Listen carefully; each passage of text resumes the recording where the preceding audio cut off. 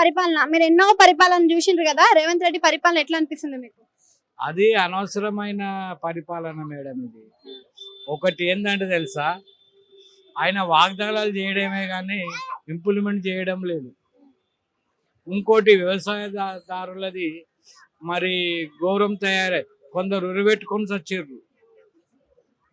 అంటే ఇప్పుడు రైతు బంధు, రైతు బీమా, రైతు భరోసా, రైతు రుణమాఫీ లాంటి పథకాలు ఇస్తున్నామా? ఎవరికి ఇస్తలేడు.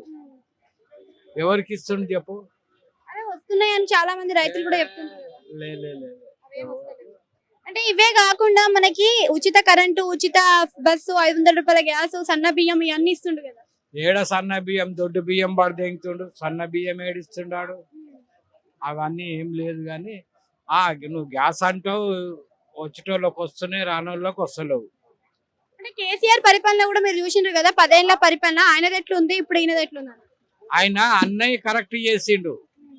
ఇప్పుడు ఏదైతే చేసిండో అది కరెక్ట్ చేసిండు.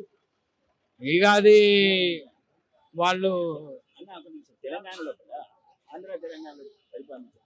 ఇంకా 120 మంది ఎమ్మెల్యేలు, వాళ్ళు 170 మంది.